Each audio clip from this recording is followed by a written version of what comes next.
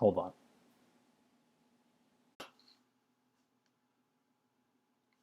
Hold on. Okay, now I'm back. So, I have a visual aid, or a few, for this one. This is Welcome to Truth or Raps. This is Welcome to Truth or Raps. The title of the show should be Welcome to Truth or Raps. Not just Truth or Raps, but welcome to it. And then I would, of course, then say Welcome to Truth or Raps. So I'd say Welcome to Truth or Raps every day, and you'd probably say why. Okay, so one of my favorite rappers is Aesop Rock. And with Aesop Rock, it's actually sort of interesting because earlier in his career, Aesop Rock was sort of known as being sort of an impenetrable rapper, kind of like, I guess if you were likely to be interested in what I was likely to be interested in, then it turned out that he was exactly what kind of rapper you were looking for. But I remember seeing stuff on MySpace. I would be looking up like underground rappers and stuff, and I remember seeing people mention Aesop Rock and then say like you'll never understand what he's talking about or something, or like, it's just something about like something building him up as like someone very difficult to understand. And Aesop Rock himself did that. Let's do a quick rewind into the past with Aesop Rock talking about the way that people talk about him through talking about himself that way. Let's see if this is it. Yeah, okay, here we go.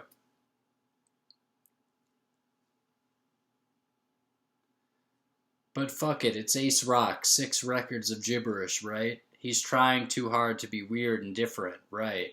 Or could it possibly just maybe be his lessons can't be summed up in a linear set of pop culture references?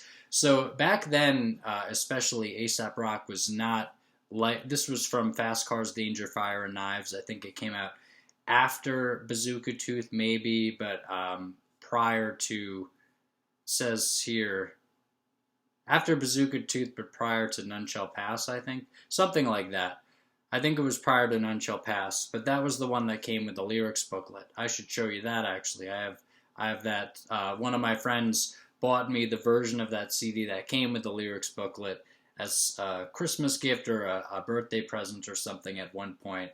And, like, I imagine he knew that I already had the album, but what he was buying me was the version with the lyrics booklet, because the lyrics booklet had like the lyrics to Aesop Rock songs. And even though Aesop Rock, he's sort of built up in a similar way to the Dark Souls games being built up, like, oh, it's so hard, like Aesop Rock said himself, fuck it, it's Aesop Rock, 6 records of gibberish, right? I guess I could count back in his discography and maybe figure out which one this was, but I don't even know if I'd be counting the ones that he'd be counting. That's actually a similar statement, though, to Eminem saying, she's got a 7-disc CD changer in her car, and I'm in every single slot, and you're not. Oh, that's from Eminem's song. One of my favorite songs from Recovery, actually. I think that song is sort of strangely, like, prudishly looked down upon, and I'll be pruder than any prude you've ever seen in certain ways, but in other ways it's like, okay, yeah, you think it's like sort of gauche, it's pronounced gauche, right? Gauche. You think it's sort of gauche for Eminem to be sort of like rapping about, like, I think it was the song Seduction. For Eminem to be rapping about, like, seduction, like, you think that's sort of vulgar. Strangely enough, because we're talking about Eminem here, but, Eminem, who said himself that he was screwing you up with his music in the song Venom, not to mention probably a lot elsewhere. Um, I could think back to stuff, but maybe. But yeah, I mean Eminem. But in any case, I like that song. And I think also Ludacris said something. I think Ludacris prior to that Eminem line, which was um, from Recovery, as I had said, that Ludacris said, I think in Chicken and Beer, he said like I'm just, or maybe it was in the Red Light District or something. He like maybe the last one that I had bought of his. He said, "I'm only 2 discs away from filling your disc changer." But okay, let's get to the visual aids because this is going to be like really, really great. Okay, so first, actually, we're going pretty far back in time. This is a re-release of it, of course. But I said in a YouTube comment at some point, I think it was during my probation before I was told that I couldn't do YouTube comments for the rest of my probation or something. Because like people on YouTube are kind of sometimes they're kind of mean, and so sometimes you get into arguments with them.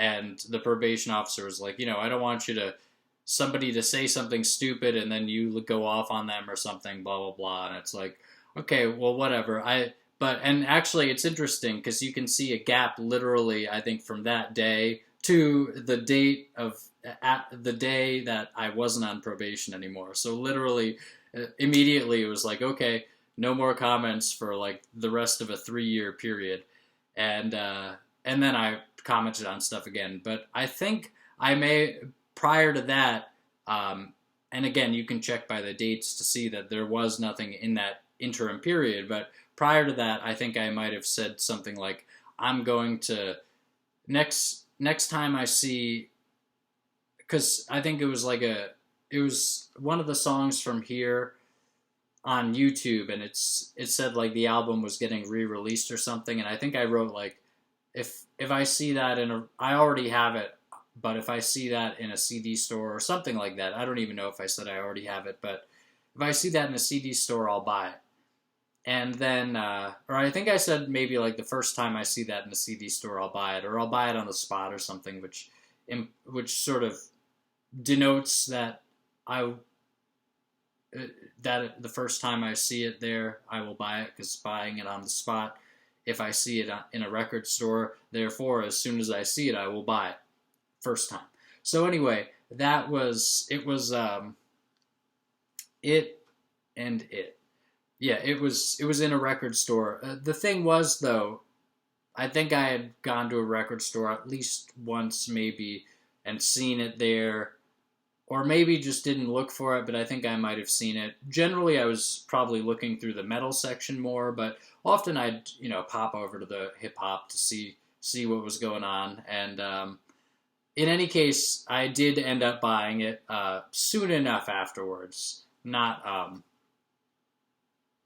rather, I did end up, like, and thinking, too, like, I told somebody somewhere that I was going to buy this thing if I saw it at a record store, so I'm going to do it. And I'm, this is one of my least favorite Aesop Rock albums, interestingly enough. I think Music for Earthworms might be the original one that he didn't re-release, and then this one, it was like another demo type thing that he ended up re-releasing. Actually, there's some rhyme or some line somewhere in his catalog where he says, I had him up all night waiting for me to pray and I'd re-release Music for Earthworms or something, which is funny because he did re-release Appleseed, but not Music for Earthworms. I don't know why in particular he wouldn't re-release that one. I actually prefer Music for Earthworms to Appleseed, but I also think I haven't listened to Appleseed nearly enough, and I also like Aesop Rock's. This is like sort of a prime example of his older style. I'd say his older style really was Music for Earthworms through Float. Really like maybe the Daylight EP, which was the song Daylight, which would be on which was on Labor Days, but this was an EP with Daylight, and then Nightlight, which was sort of like an inverted Daylight song, but it was like all new lyrics, but it was like doing the same structure as the song Daylight, but Nightlight. And so he would have like sort of opposite rhymes. He had like he often raps, especially back in these times, he raps with like sets of images. And it was really interesting actually because the song Daylight was one of his most successful songs, so maybe the EP was after Labor Days, the CD that it was on came out. But in any case, or maybe it was just a delay between it being popular and and the CD coming out Labor Days. But because it seemed like that song was so popular, perhaps he was inspired to do Nightlight, or maybe it didn't. The popularity didn't really matter. But either way, he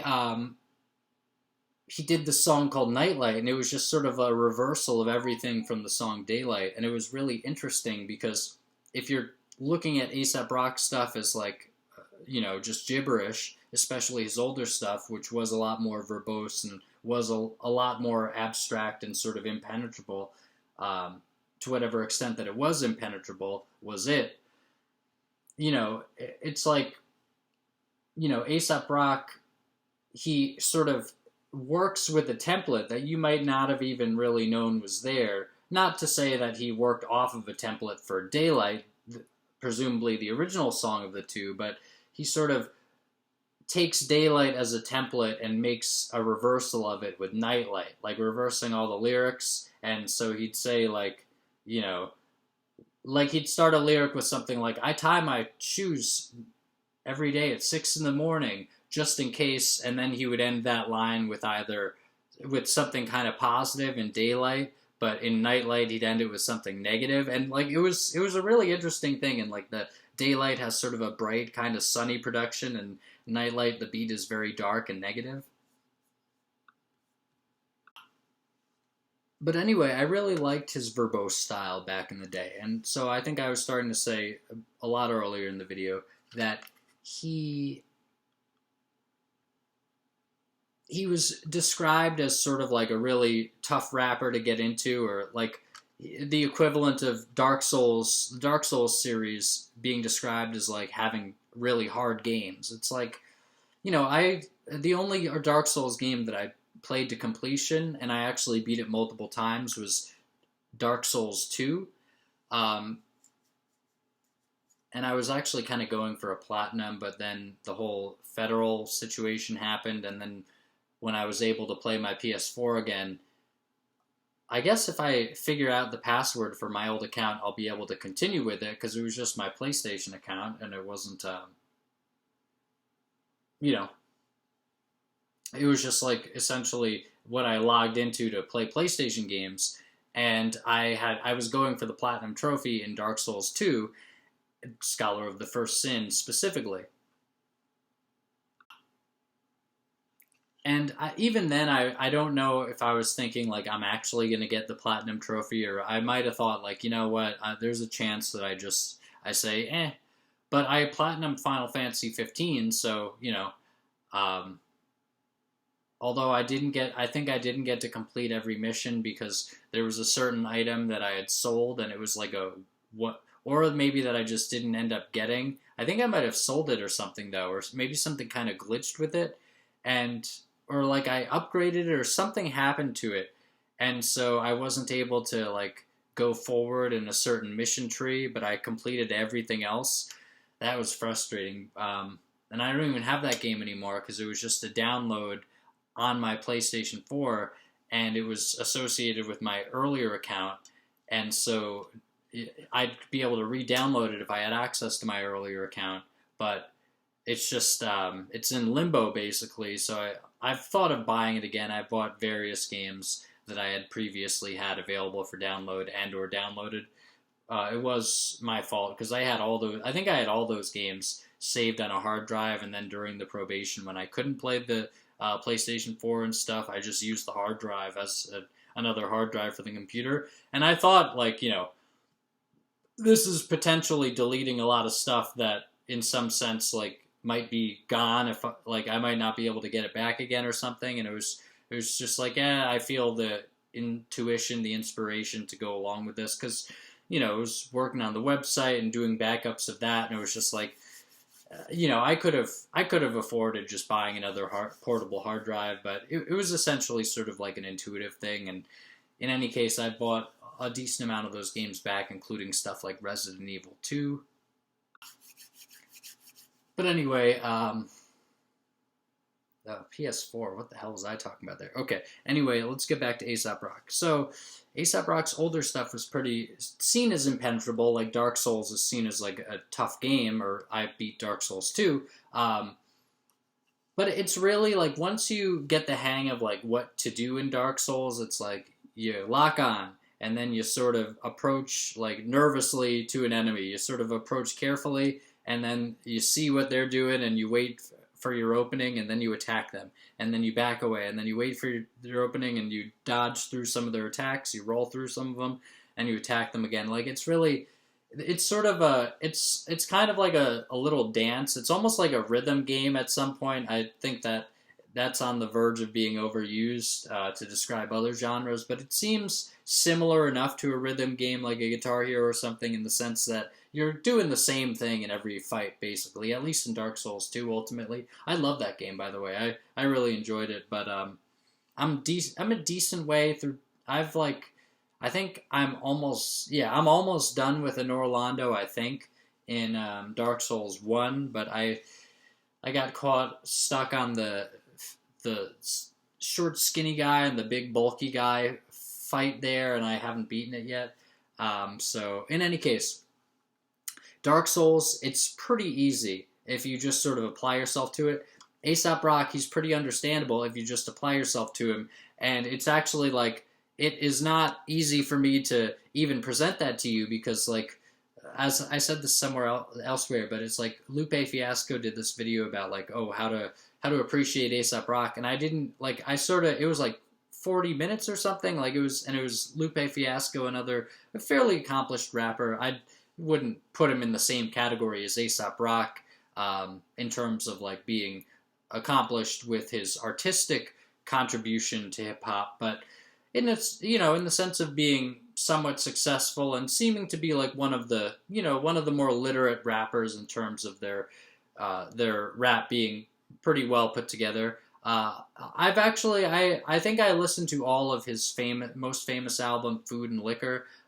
Like, I think I got it out from a library and listened to it like once or twice, and this wasn't that long ago, I don't think either, but however I listened to it, like, I don't think I gave it enough of a listen. But in any case, it's like, Lupe Fiasco, like, of all the rappers to have an attractive video talking about how to appreciate Aesop Rock, it seems like Lupe Fiasco would work perfectly with that, and I would be interested in that. But it seemed to me like it was just going to be some like 40-minute video of somebody sort of probably not even meaning to at all, but kind of talking down to you and saying, I know it's really hard to understand what Aesop Rock is saying. I mean, I don't think he'd do it like this obnoxiously or something, but I think the general theme might be like, I know it's hard, it may seem hard to understand what Aesop Rock is saying, but it's really like, you do this, you do that, and you do that. And depending on how he presented that, it might be interesting, and it might be kind of evocative in terms of like helping you even look further into Aesop Rock. Like, hey, here's what I think about this, says Lupe Fiasco, and it's like, oh, that's interesting. I like that, says me.